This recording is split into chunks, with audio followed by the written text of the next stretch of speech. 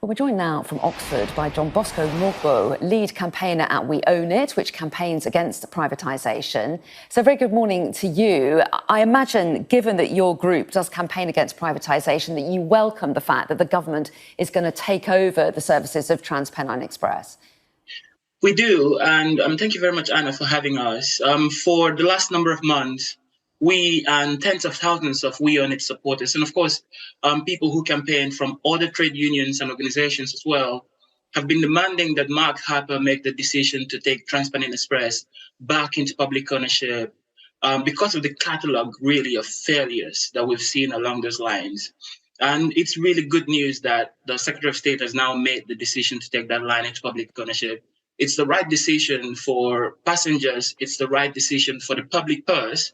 But ultimately, I think it's a recognition by yet another Secretary of State for Transport that the experimentation that the Conservative Party has had with privatizing our railway system for the last 30 years has really been a failure. And it's time for the whole of our railway system to be brought back into public ownership. Well, yes, talk us through what you see the problems to have been, and how will having the service in government hands make a difference to those problems? That's a really good question. So obviously there are the kind of top line problems of 1 in 6 TransPennine Express trains cancelled in March, for example. TransPennine Express being the worst rated, or one of the worst rated by passengers who were reporting to the Office of Rail and Road. While in the meantime, First Group, the company that owns TransPennine Express, and the other really bad rail line, Avanti West Coast, making a profit of about £66 million in just one quarter last year, right? So we have a system where private companies continually fail us while also taking out a profit from the system. We were promised at the beginning of the privatization of our railway system that we're going to see lower fares and that quote-unquote competition was going to improve the service. What we have seen is our rail fares going up every single year. We've seen our rail fares go up by about 20% since privatization in real terms. But we also know that quote-unquote competition has not fixed the problem. When you show up to the platforms, you don't choose the train you're going to go with. You go with the train that's available to go at the time you want to go. And the government should have recognized that long before now. But we are also very happy that they are recognizing it now. So they should go the further step of taking the service, or the whole of our service, into public ownership.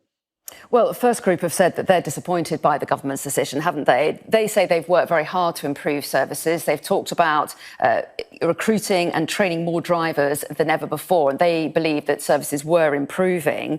Meanwhile, the government is blaming strikes by train drivers from the ASLEF union, and they also say that the fact that many of those train drivers have stopped volunteering for more paid overtime shifts has been a problem. And staff shortage has been one of the issues, hasn't it? So how will that change if this service is put in government hands?